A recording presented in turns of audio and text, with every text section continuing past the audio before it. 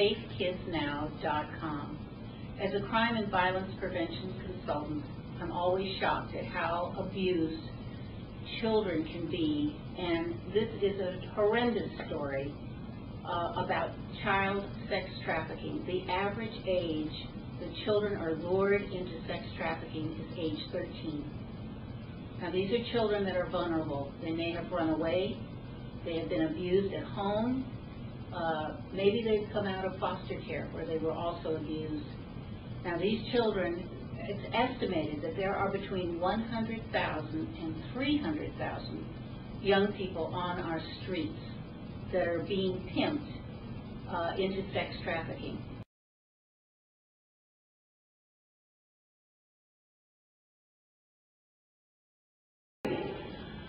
I am so pleased today to have the opportunity to talk to Sheila Warren and Mattie Johnson. And the way we were connected had to do with Regina Contreras, and she was so enthusiastic about what you're doing. I know you're in East Oakland, California, and you work with women, and it's called Street Disciples. So I am very anxious to find out all about Street Disciples and what your roles are and how you got involved. So why don't we start with you? Tell us a little bit about you and how you got involved. Street Disciples developed from this church and something that the pastor had a passion for, women who were being trafficked and young girls, especially caught in sex trafficking. So he approached one of his ministers, Reverend Harry Williams, to start an organization that would address the issues that these women and girls are dealing with. So Reverend Williams, last December, he stepped down, so Mattie and I became co-leaders of this. My passion for this stems from a family member being molested and raped by her father from a very young age, and she eventually medicated herself till she died because of the not having to deal with and being able to cope with the reality of being raped by her father. So there are hundreds of young women out in the streets of Oakland under 18 who are being trafficked and abused in this way. So, now you say hundreds of young girls. What age group are we talking about? We're talking about between 11 and 17. Every night. Every night. Yeah. Do they not have any homes or parents or what? Most are runaways.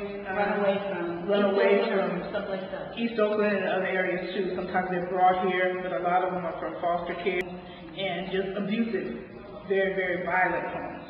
And they run away in between 24 and 48 hours. They're caught up by predators or pimps, as people usually call them, but that's what they're caught up in and being brutalized. They're coming from group homes, foster care, and very, very violent homes themselves, where the parents are maybe drug addicts or dysfunctional themselves. Okay. Now, Mattie, this is Mattie Johnson. Yes. And Mattie, tell us, how did you get involved with the Street Disciples here in East Oakland? Reverend Williams, that Sheila referred to, had Noah Brantley, who is over the Misty organization here in the city of Oakland, had her to come to our church and speak. She's actually a survivor of street trafficking herself. And so when she spoke and talked about her organization and the work that they were doing with girls and young women, it just touched my heart. Missy provides counseling. I don't believe they provide housing, but girls who are being trafficked, sexually trafficked, can come into their organization and find help, find support to get out of it. And so that's essentially what they do. They help them transition out, or they help them to know that there's a safe place for them to come. They don't provide housing, and so that's basically what their organization is. Do you know how big a problem this is in East Oakland? Numbers? Well, we've heard at least 100 girls per evening. Now, tell us about sex trafficking, because a lot of people have heard the word, they don't know what that means. Well, sex trafficking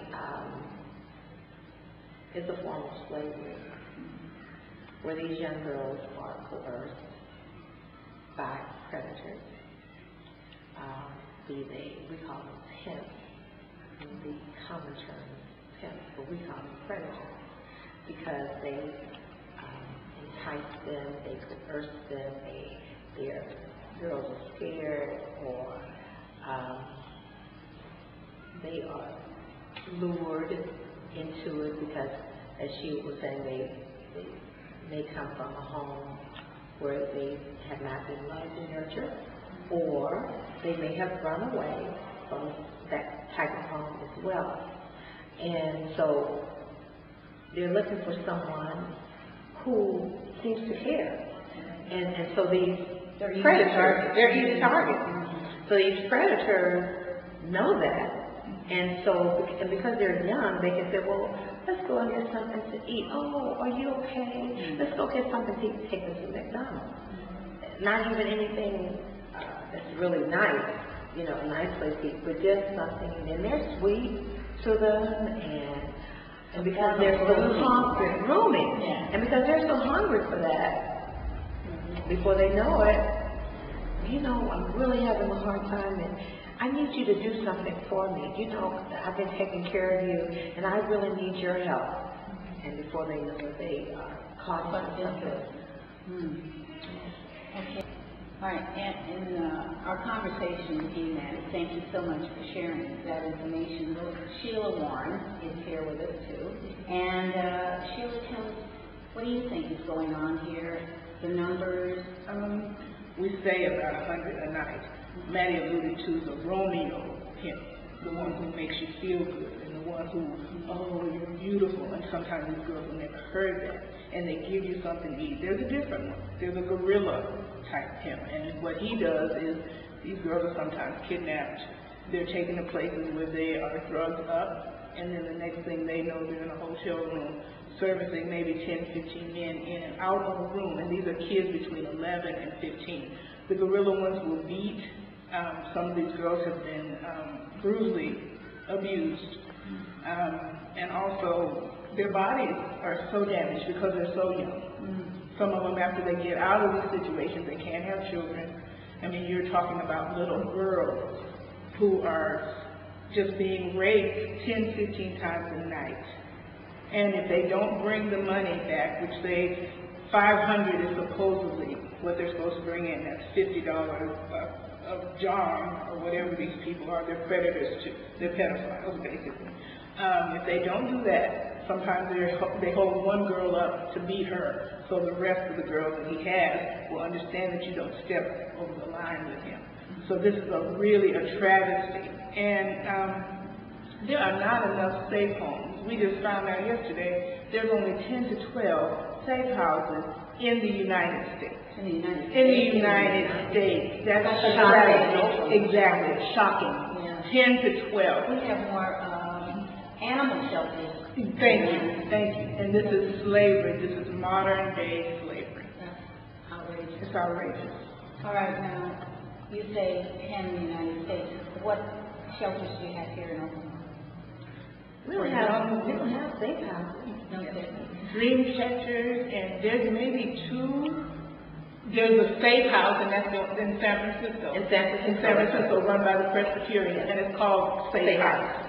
But other than that, for young women, there's an organization called Dream Catchers, but we don't really know exactly how much shelter they have. It seems like it should be an emergency situation where people donate a house, instead, especially an abandoned house or something, and fix it up for, okay, tell me what's happening here. Some of these, they're marginalized because they're poor. They have anything to offer. This is millions and millions of dollars that are made off these girls. They're runaways, and a lot of times it's sexism, it's racism, and these girls are caught up in a cycle where they're just used as prey. They're making money off of them, but they don't see the value of these children.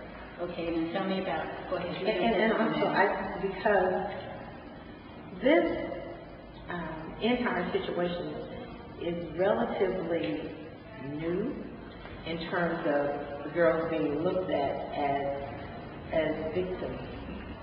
Prior to a few years years ago, they were looked at in a way that they thought that they were cooperative in this.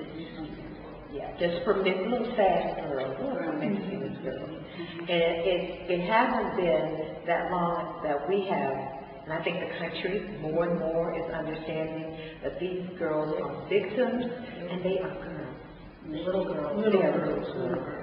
And so I hope we want to have a safe house one day. We want to call it April's house.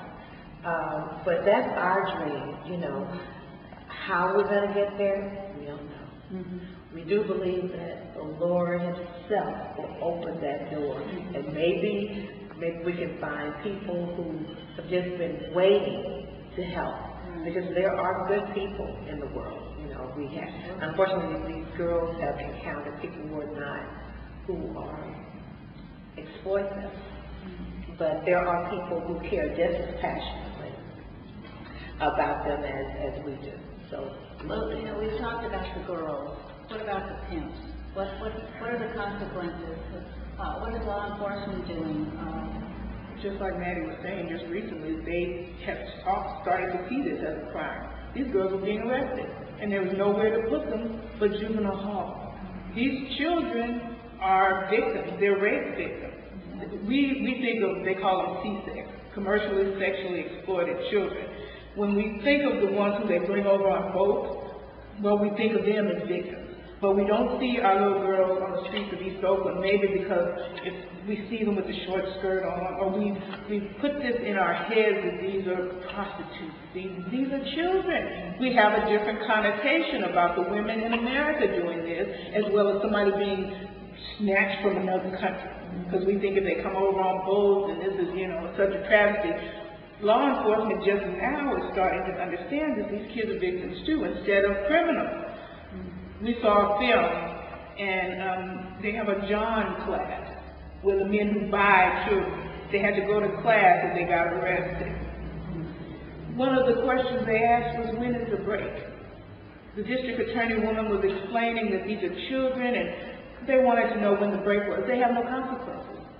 So this is really sad. I think there was a law passed, I think maybe a year or so for the city of Oakland, that Johns now have to pay $25,000. There was a $5,000 fine. So, I mean, I don't know how well that's really working. Because the judges have to enforce it. Yeah. But if Dr. So-and-so and lawyer so-and-so is coming up before him, and this little girl is homeless and has nothing, they're usually going to side with the person with the money. Yeah. And the other thing is that we have to share this story. This happened this year. Sheila and I'm not going to call any names, but we were called to go to San Leandro, where two teenagers had been, I don't want to say arrested, but they had been picked up. And there were a couple of officers there. You mean for prostitution? For prostitution. And I have to really applaud the officers, because I don't know if they have training in San Leandro or not, but what we did experience were these two caring officers who treated these young girls like they were human beings, and they treated them like they could have been their daughters. They were kind. They were sensitive to them as young girls who were caught up into something because they had been brought from another city, and then one of them had been beat up. And fortunately, they called someone who in turn called us so that they could be treated kindly. And we just applaud those officers who seem to have understood that these were kids. Do you not see that, the same behavior with police officers in Oakland? They're starting to become more sensitive. Okay. And how many people, you said there are 100 girls out there. So what is the solution to this? That's a big question. And probably a lot of rehabilitation. Huge question. Some of them are so hooked on drugs because of this situation they're in. So there has to be services. There has to be safe houses. Remember, 17 pimps were picked up, in Las Vegas. I think it's good reason. Remember that suite they had? It was about a month or so ago. 17. All right, so people are moving ahead and finding it as intolerable as we do. That this should be going on in this country. It's a form of slavery. Yes, it is. And child abuse. There's domestic violence and pedophilia, you name it. All of it. $25,000 doesn't sound like enough. But do they lock these guys up? No. How are they getting away with it? Like I said, a lot of them are professional. So if the judge made professional, like doctors, attorneys, business, just had probably Congress people, who knows? Just someone with a professional suit on, and these girls are just. Unfortunately, society thinks of them as just throwaway. And I think that's a major piece of it. It's how we value or devalue people based on their position, or based on where they live, that kind of thing. And so when these girls, many of them are black or Latino, and really there's a high Asian population as well. And they're white. They're all races, but depending upon where they're from, a lot of times they simply are not valued as being a little girl. You know, it's just being a little, and developmentally they're all little girls regardless of what their color is or anything. So I think that that's a major piece because unfortunately that's the world that we live in. That is the world that we live in, and we tend to be more position oriented than person oriented and caring about the person, the little person, and our kids. They should be top priority, and they're not. And we can look at education. We can look at what is happening literally right now in this country, how things are being funded, their kids are being defunded, food stamps. And so it's just that I think that it's the overall picture and understanding and lack of understanding of children. Who would you say is responsible for what is going on with these children that are being sexually trafficked? For sure, it's not the children. No. It is always the adult. Absolutely always the adult. A child is just that, a child. They're not adults. They don't really make the decision. They're lured, they are coerced, whether it's they trust adults, whatever, they're looking for someone to take care of them, their children. And so, regardless as to whatever the standing of the perpetrator is, when a child comes along and they think someone cares about them, or they're afraid to say anything. I mean, we can say, well, maybe the parents should have. I mean, there are good parents and there are parents who are not so good. But regardless, here's this child. It's not just parents who are not so good where kids get caught up. It's sometimes it's wonderful parents, So we can't, I don't really blame parents, I don't. Unless there's a very, very clear, it's very, very clear that they are neglectful. And that kind of thing, but it happens to all people in all areas. One of the things that I've noticed, and see if you've seen this too, that any child that has been hit, struck, beaten at home, it seems to mess up their head. And a lot of these children run away eventually because they've had enough.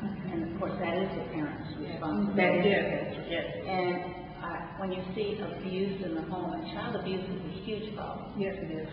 And you see children being molested with somebody in their family. Yes. It might not be the father, it could be the uncle, it could be the brother. Friends of the family. And these little girls, or boys, Mm-hmm. are Yes, trying they're to boys too. escape this, and of course they get into an even worse situation because they think that adults are trustworthy. And unfortunately, they get caught up in this sex trafficking and ask you, okay, so what happens when they take these children and put them in juvenile hall? How long do they stay there? And then what happens to them when they come out? Do they go back to the pimp? Somebody takes them in? Sometimes they'll contact the parent, and if the parent maybe is able to deal with the child, then they can go back home, but it just depends. They might have to go to these foster care or group homes. So that in itself could be a hit or miss, where it's going to be a good foster home, a good group home, or it's not. So they're pretty much incarcerating them for maybe a little while, maybe a week or so. Do they get any counseling? It's probably so overpopulated, I would doubt. I don't know. They probably do have some type of program in place, but how much they get, I'm not sure. But it is just so overpopulated in these juvenile halls, so they're putting them in foster care, they're putting them in group homes, and sometimes it's just cesspools, they're raising each other. So they're kind of helping each other do more and more of this. They like prison systems today, where Exactly. the guys are learning how to be better criminals. Right, that's true. And then some of these young girls are pimping the other ones who are a little more innocent and stuff. So it just is a whole vicious cycle. But it behooves the community of people who have a heart for these girls to figure out ways to get some type of place, some type of safe house, and boys too. We won't just say it's majority girls, but there are some boys too who are being violated in this way. So, and I think you asked earlier about what can we do. I think it's one simple thing is if you see it, say something. Don't drive by and ignore it. Dr. Melissa Farley talked about women in, was it Minnesota, who were victims of sex trafficking. And one of the things that was said was about the girls was that women, mother figures, drove by 12-year-old girls at 1 o'clock, at 2 o'clock in the morning, and they were wounded. They were hurt because they never said anything. They wanted them to stop and wanted someone to stop and say, "Why are you out here?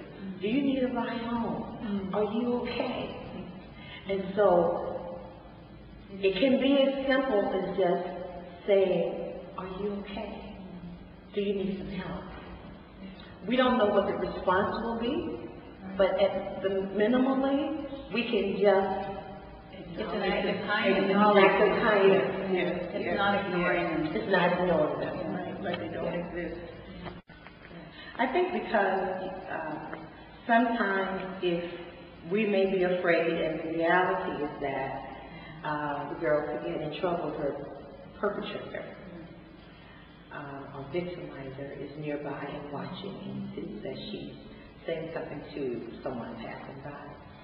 Minimally then, if you're afraid that that might be the situation, why can't you just call? Report it. I see this young girl. I'm not sure what the situation is, or it seems very clear to me that she is being trafficked. And do you have a safe place where you can pick her up and take her?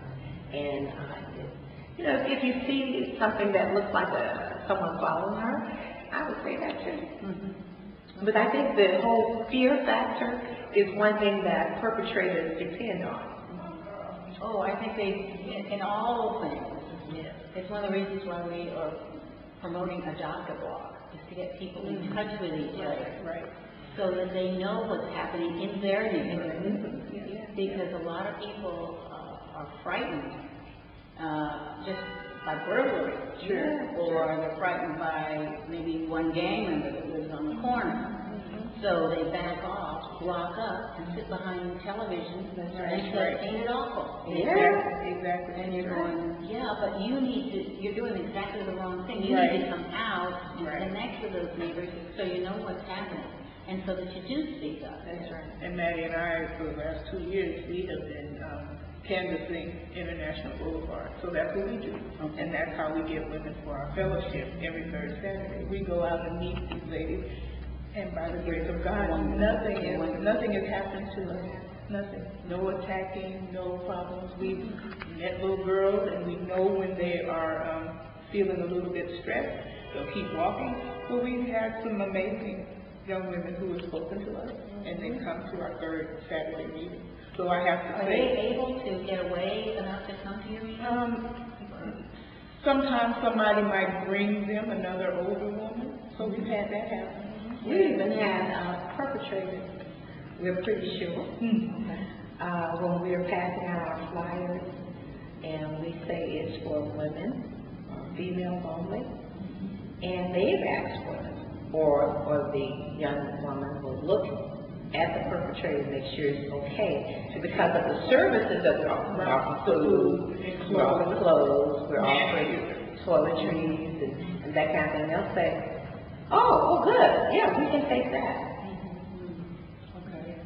And because they know that we're a Christian-based organization, maybe the fear factor for them is kind of taken away. But our basic and ultimate goal is to help these girls get back to a better place in life. Have you seen some successes? Yeah. Worldwide, this is a $43 billion business, and children are paying a terrible price for the fact that they have been abused and ignored, and a lot of children, nobody notices them, but they're there. We want you to take a look at your own community and see if this is going on where you live.